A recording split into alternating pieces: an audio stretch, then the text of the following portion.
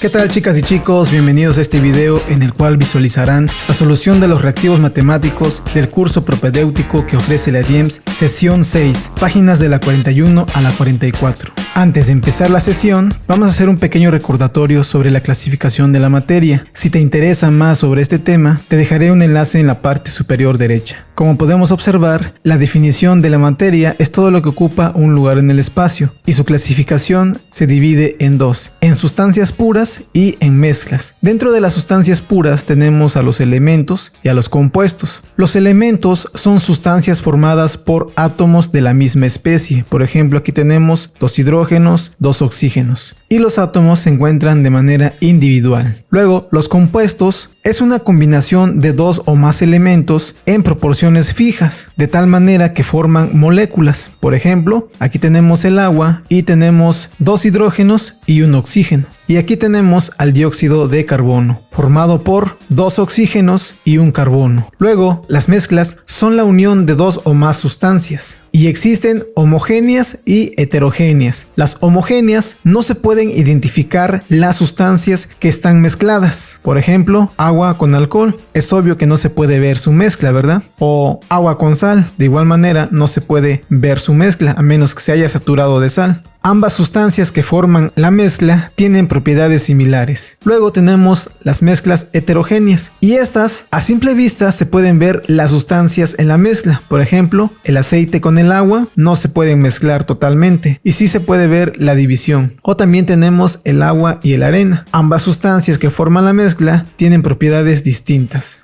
Nota, a diferencia de un compuesto, las mezclas sí se pueden separar por métodos físicos. Estas son más difíciles o más complicadas de separar, ¿de acuerdo? Y ahora sí, manos a la obra. En la página 41 tenemos esta instrucción que dice: participa en la plenaria, da respuesta a las siguientes preguntas. Número 1. ¿Cuáles son los contaminantes criterios considerados para obtener el índice de calidad del aire? Y esto ya lo habíamos visto, por eso vamos a responder que el ozono, el dióxido de nitrógeno, dióxido de azufre, monóxido de carbono, partículas menores a 10 micrómetros y partículas menores a 2.5 micrómetros. Número 2 dice: ¿cómo clasificarías los contaminantes criterios? Dióxido de nitrógeno, dióxido de azufre y monóxido de carbono. Como podemos observar, estas ya sufrieron una alteración química y que son un poco difíciles de separar. Por eso, como en la introducción lo vimos, pues estos pertenecen a compuestos. Número 3 dice: ¿a qué tipo de materia pertenecen las partículas PM10 y PM2.5? Y vamos a responder que mezclas, porque pueden mezclarse con el aire o con el agua, ¿verdad?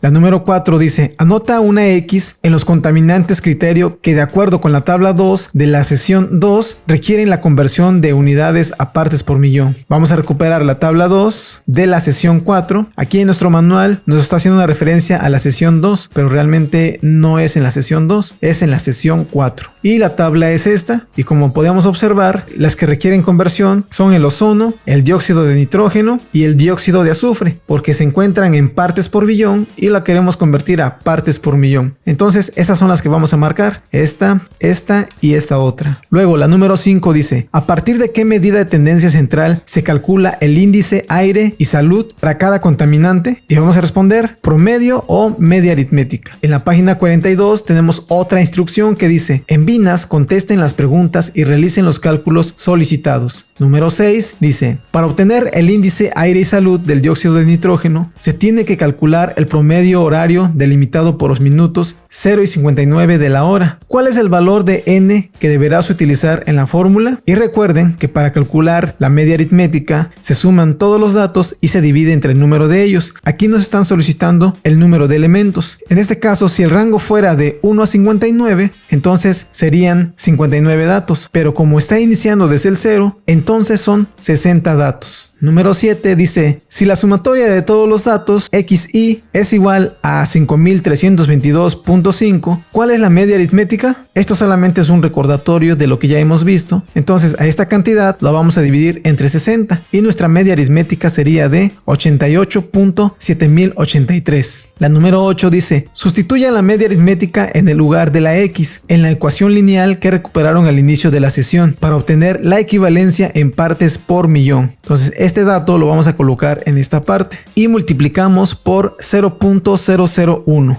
dando como resultado 0.0887.083 partes por millón. Luego en el reactivo 9 nos dice: tomen en cuenta las cifras decimales significativas requeridas para redondear el índice aire y salud para el dióxido de nitrógeno. Recuperamos el dato de índice aire y salud de este compuesto y obtuvimos esta cifra. Luego nos dice redondea a milésimas. Entonces vamos a redondear hasta este 8. Nuestro número vecino es 7 y el 7 sí redondea. Por lo tanto nos quedaría 0.089. Solamente afectando este 8, ¿verdad? Todo lo demás se retira. La número 10 dice: si la media aritmética de 24 horas continuas del dióxido de azufre es esta cifra, ¿cuál es su valor en partes por millón? Redondéalo. Entonces ya sabemos que para convertir a partes por millón vamos a multiplicarlo por 0.001. De esta manera nos queda esta expresión y como resultado tenemos toda esta cifra. Lo vamos a redondear a milésimas. En este caso, milésimas quedaría hasta este tercer cero y nuestro número vecino es 9 y el 9 sí puede redondear. Por lo tanto nos quedaría 0.01 o de la misma manera 0.010. Cualquiera de las dos formas es correcta. En la página 43 tenemos el reactivo 11 que dice: completa los datos que faltan en el siguiente cuadro. Y para esto tenemos un texto antes de esta tabla que te sugiero que lo leas detenidamente para que entres en contexto. De esta manera tenemos la columna hora, la siguiente columna es concentración y se representa con una C. Luego horas pasadas desde la medición.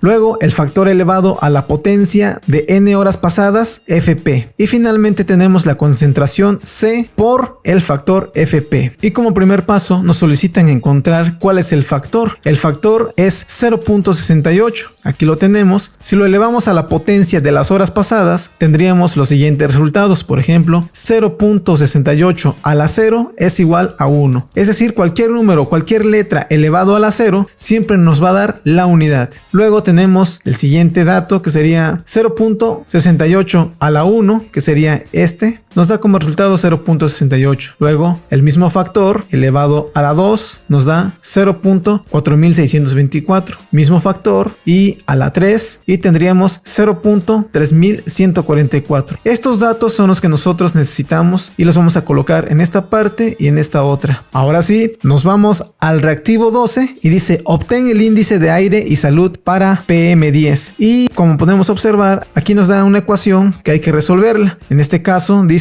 que vamos a hacer todas las sumatorias cuando se termine de multiplicar todos los datos de concentración por todos los datos del factor elevado a la potencia de n horas pasadas. Y luego también vamos a hacer una sumatoria de todos los FP. En este caso ya tengo todos los FP. Voy a realizar la sumatoria. Voy a sumar todos y me da un resultado de 3.0944. Ahora voy a calcular estos datos que me faltan y aquí en esta columna me está diciendo la instrucción o la operación que debo realizar. En este caso voy a multiplicar todas las concentraciones por el factor Fp. En este caso aquí están las concentraciones y aquí está el factor. De esta manera vamos a calcular el primer dato y para esto vamos a multiplicar 141 por 1 es igual a 141. 174 por 0.8 igual a 118.32. Luego 162 por 0.4624 y obtenemos 74.9088. Y así sucesivamente vamos a ir hallando cada uno de los datos. ¿De acuerdo? Finalmente vamos a sumar todas las multiplicaciones y obtenemos un resultado de 464.5881. Este dato lo vamos a colocar en esta parte y este otro lo vamos a colocar en la parte inferior.